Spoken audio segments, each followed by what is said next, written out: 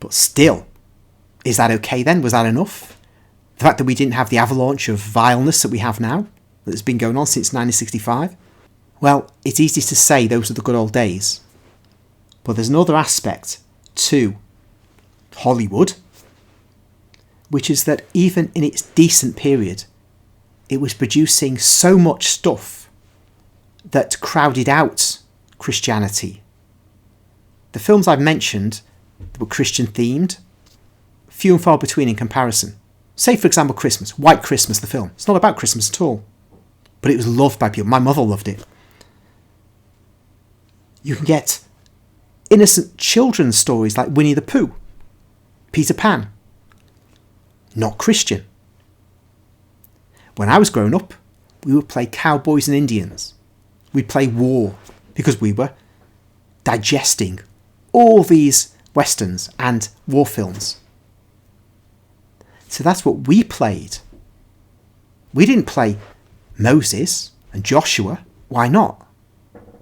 Because unlike Jesus, James and Jude, our imagination was not suffused with the Bible. You can see why then, for going to Mass on Sunday is necessary but insufficient for the Christian life. You can see the master of us all has been Hollywood, and whoever the masters of Hollywood are. They've reshaped the culture, or they've rather displaced one culture with another.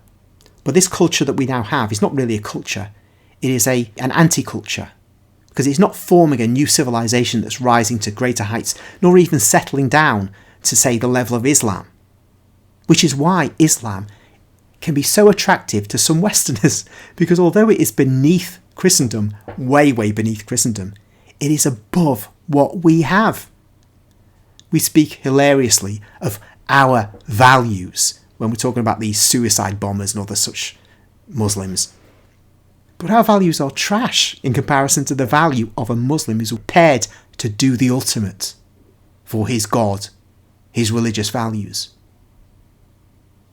We need to understand how deep the rot is for us. And it happened a long time before bad films started to be showing, started to become mainstream. And it happened a long time before the Second Vatican Council, if we want to talk about dodgy clerics in our own church, in the one true church.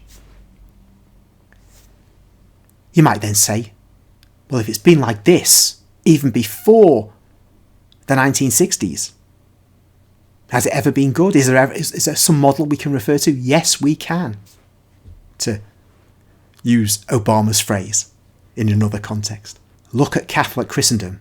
I should just say just Christendom, but I think Protestants kind of tend to think that they are part of Christendom, whereas they weren't. They're anti-Christendom. Christendom was just Catholic.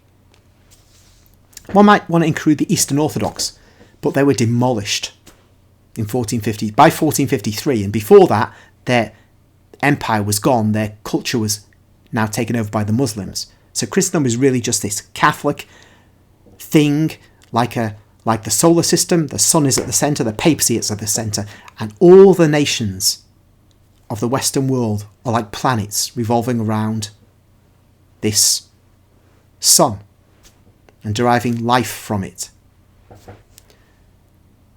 In Christendom, we had all kinds of events, activities, cultural forms, which put into the minds of children the things that were in the minds of Jesus, James, and Jude in the vision that I've recounted.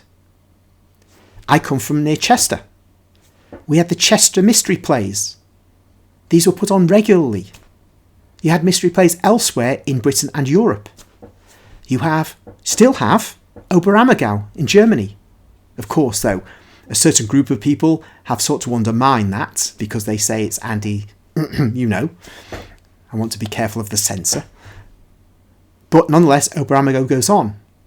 A major event. And in the Latin countries, there are still great ceremonies. And the saints' days. Whenever there's a saint day, there'd be a holiday. We didn't need these silly things called bank holidays or the May Day holiday.